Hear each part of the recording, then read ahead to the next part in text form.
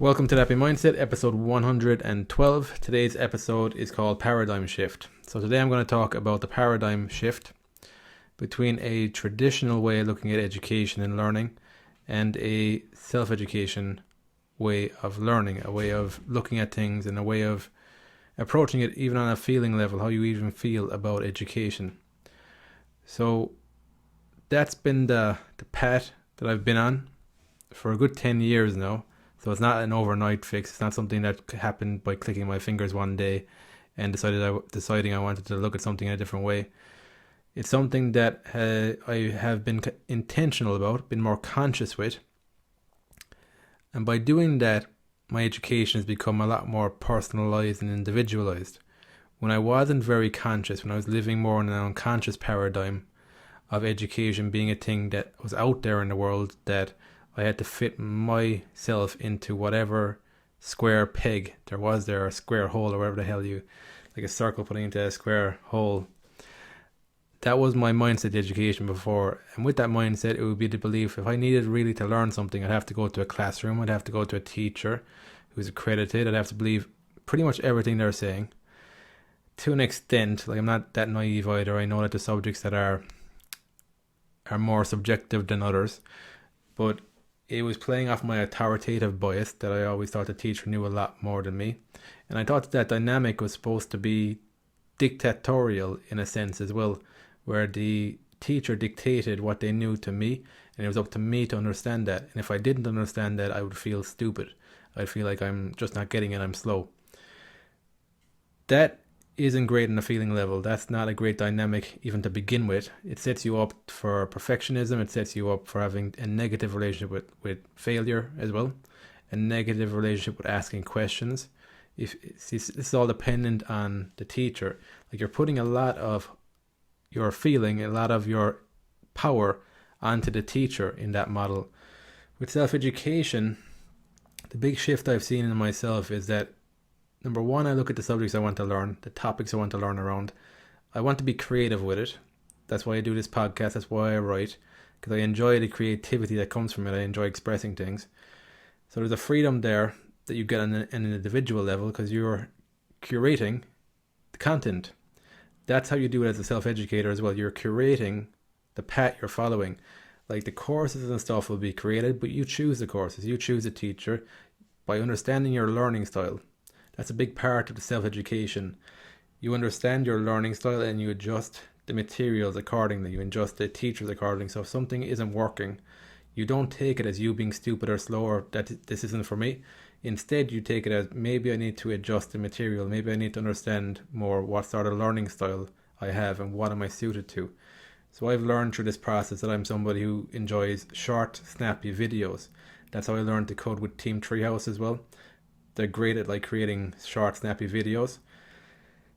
And I guess with coding, as I've progressed, I've been reading more documentation and I've been more comfortable with that. But as a beginner, I wasn't comfortable with that because that went over my head. It wasn't my learning style. I preferred videos. And then the documentation, reading it, because I was a beginner, it was just too overwhelming. There was too much stuff there that I didn't understand. Whereas as a professional today, because I've had to read through documentation a lot more, I'm used to it more. I'm more familiar with the layout of documentation and what I actually need to do here. A big part of reading documentation is to understand what this documentation is and what am I actually doing with it. Like the old model as well for me would have been reading through a page and it'd be the mindset of memorizing it or trying to understand every single word. And if I didn't understand every single word in the page, I'd be demoralized and disheartened. Whereas that's not even my approach today. There's certain chunks in documentation, a lot of chunks in documentation that I don't fully understand. It's from the implementation. So when I'm reading documentation as a programmer, I'm looking for something specific. I'm not going there with no purpose or no idea of why I'm there. I'm going there because it's something I'm working on that I need to read through this documentation. There's a function, there's something in there that I need in order to implement in my project. So that's the solidifying of the knowledge there. Whereas in my old mindset, I would have approached it from I'd need to know what these functions are, I need to memorize what they do, and I wouldn't really think about the implementation too much, and I wouldn't think about the fact that it's a meta skill really that you're learning here as a self-educator. It's looking through documentation and getting eyes for what you're doing. So you're thinking more meta about it. Like a meta, that's even a term that would have sounded very foreign to me in the education system. But meta skills is like how you actually think about something, and that's actually more important than the memorization of things and the regurgitation of things. Because with meta skills, it simplifies so much. So when you're reading all this documentation, there can be lots of documentation there. But with meta skills and with a consciousness around how you think about things and a consciousness around how you feel about things when you're going through things, it makes it a lot easier to navigate that stuff then. The assumptions are different. So another thing as a self-educator, a programmer primarily as well. I suppose in the personal development first, I'll go to personal development first here actually. I realized from personal development that making assumptions is not a great thing, especially when you're in communication with people. When you're in communication with people, what you want to do is you want to listen with no assumptions at all. I was amazed at how many assumptions I'd built into my conversations with people, how much I assumed about them and about what they were saying to me without ever really listening or taking on board their perspective and appreciating that they've got a different experience of life to me and I need to listen to them. So in personal development, as part of my self-education process, it became clear to me that making assumptions is a bad idea, especially when they're flawed assumptions. With programming, there was a slight difference that I've learned as I got my first job, as I became a professional. I learned that it's not necessarily not having any assumptions, it's having good assumptions. And that comes into how the meta skill of how you're thinking about a thing in the first place. So, an assumption that has helped me as a programmer, I always assume that the answer is simple, the solution is simple, and if it's not simple, I'm overcomplicating it. That helps me when I go down trails of thought where it feels very complex and it feels like I'm heading in the right direction. That assumption helps me to go back to the fact that if I'm overcomplicating it, there's an issue here. Like if there's a lot of complexity to this, then I'm missing the simple solution that's here. And sometimes as well, it'll help you to rationalize too whether this is something that needs to be implemented. If it becomes overly complex, then it's going to be hard to maintain in the long run. So you have to really question whether this feature is needed or not. This is something that I'm no expert at, but it's something I'm aware of and something I know that I need to improve on as I move forward in my career. And that will also I'll be helped by colleagues as well who've got a bit more experience than me. Just their thought process around this stuff as well, just by osmosis as well. You kind of pick up on this stuff when you pay attention, when you're open and receptive to people who've got more experience than you. You can get a feel for this stuff, but it's the meta skill there of actually thinking about the right things to begin with. Otherwise, you can get lost in the weeds. That's how I think about that. Anyway, that's a self-education skill, and that's the mindset. You can't be in a memorization, regurgitation mindset to get to these conclusions. So it's more towards a meta skill.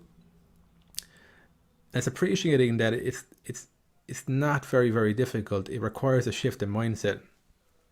It's difficult originally to begin with because there's so much that's deeply ingrained in you from the traditional way of learning that it's hard to get eyes for something that you haven't seen before. So it's like the things as human beings, we prefer something that's familiar because when you really think about it, how would you know what's unfamiliar? Because it's unfamiliar. Like you wouldn't pay attention to it because it's unfamiliar. Like you wouldn't have eyes for it. That's the nature of it. So that's the kind of paradox you're met with. And I can really remember that when I was met with language checking. The first few thoughts I had was that these guys are fucking geniuses. Like the way they're learning languages and they're learning them quickly and they're speaking quickly and that type of stuff. Couldn't wrap my head around it because I was trying to fit their experience, what they were doing, in with the traditional way of learning that I had learned and picked up in the education system. So I thought that they were just like really good memorizers and really good at taking in a lot of information, regurgitating it.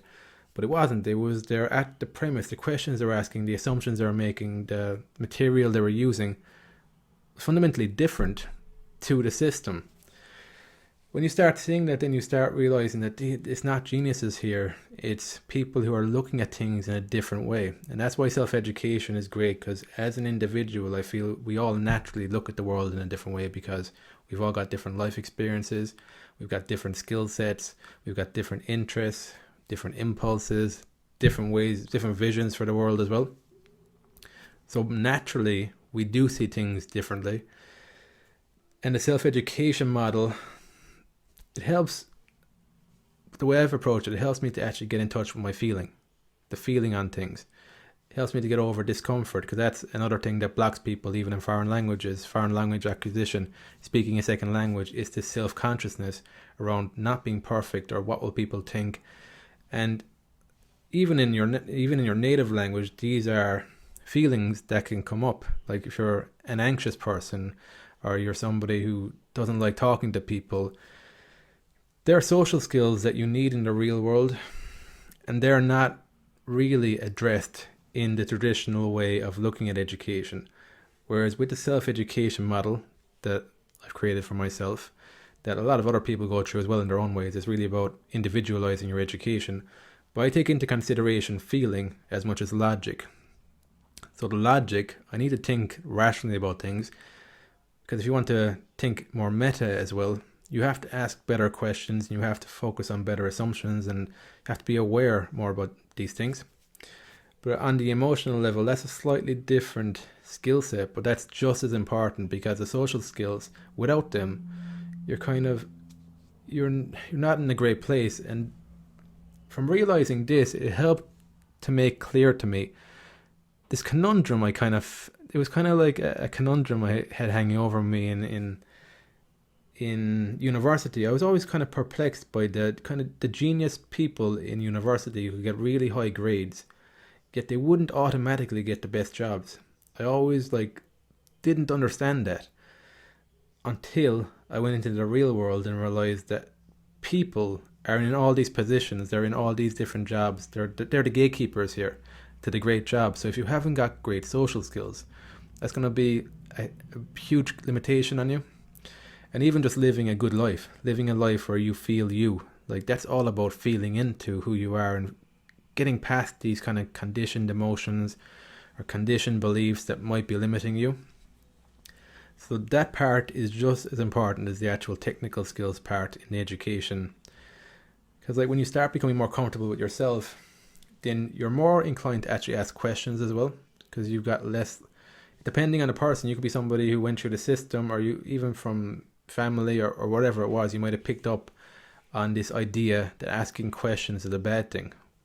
But as a self-educator, the question is actually more important than the answers. And that's a fundamental shift, again, a paradigm shift in my mindset. When I was in the system, I thought it was all about having the right answers. It was all about regurgitating the right answers. I never placed a lot of importance on the questions because I wasn't taught to place a lot of importance on the questions. But as a self-educator, I realized that it all begins with the question. You don't ever go studying something or delving into it or creating something without an initial question there. Like my podcast would have never taken off in any way if I didn't ask the question around how do I get this information out to more people, how do I make it creative, and how do I make it something that I enjoy doing and that I can grow from as well. They're all types of questions that need to be there in some way for you to start focusing on it. Focus is another principle that I use as a self-educator.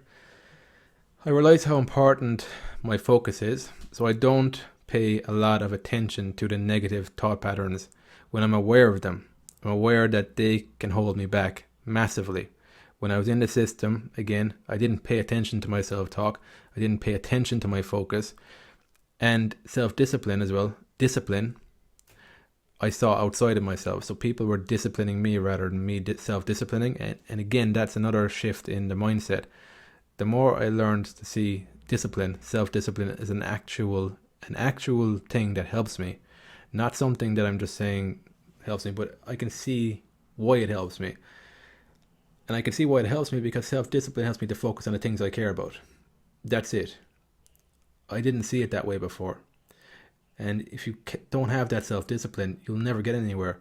And you won't have this sense of progress and clarity and a sense of self without that self-discipline. There's other factors as well, but that's another key paradigm shift in mindset between just taking in information from somebody else and letting them discipline you, rather than taking things into your own hand and using self-discipline as a tool to help you focus on the things that matter over time. And it also helps you to figure out stuff. Self-discipline as well as a way for me to keep going back to myself that I'm the issue here, but not in a defeatist way, in a more of an empowering way. That even right now, I'm looking at something that I found challenging for a long time. And what I found with personal development, the way I've approached it anyway, is that there's different layers. You go through different layers of things. So I didn't find it very straightforward. It's been very circular, depending on where I'm at in life and how willing I am to look at something now, and how much do I believe something's fixed or not. So I'll give an example of foreign languages, transitioning from foreign languages into computer programming, even writing my first book. They were challenging shifts for me, but they weren't too challenging for me because I always had this sense that I was capable of all this stuff. What I found challenging though is like actual relationships, because I felt it more fixed in me that I wasn't that great at relationships, or I wasn't like I would like to be in relationships. So that's something that I'm more and more revisiting now, because it feels less and less like a fixed part of my personality than it used to. Maybe 10 years ago it felt like, oh, that's just me. It felt very personal. But over the years, through personal development, you'll find that you'll start to revisit things that were very fixed in your mind maybe a few years back. But by going through the process, you get a sense as well of like what's the actual general process here. And then when something starts to kind of crack there, where you're like, maybe this isn't so fixed. It's kind of like me being at the point where I know I can learn a language very quickly, but I don't know how. But I know it's possible. That's the feeling then when you come back to something where you're still just as bad as you were at it, but there's a belief there that it can change, and then you can build on that. So that's why I would say as well to stick at personal development. There's a lot of traps that you fall into. I'll cover as much of these traps as possible as I go through this podcast. It's not a very clear-cut thing for me to actually explain. It's very, very, very nuanced. I've tried to kind of explain this stuff, but it's really very individual.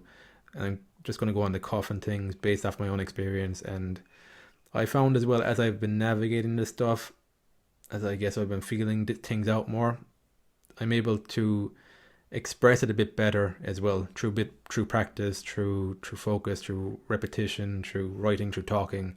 That's generally how I do this. But that's the paradigm shift. Paradigm shift is something that you'll come across in personal development. People talk about that, paradigm shift. Even in education as well, paradigm shifts would be when something has fundamentally changed in the world. A construct, a concept. Even in physics, like when Newton came up with his laws of physics, that would be a paradigm shift, like pre those laws and after those laws, because it fundamentally changes how we look at the world. That's a paradigm shift, and it's not reserved for just genius people who create a paradigm shift in the world. It's also available to you on an individual level when it comes to how you approach your individual personal life, and that's the beauty of this. So that means that like your life can change in the here and now, because it's a mindset job, it's an inner job, an internal job that you can start working on, and then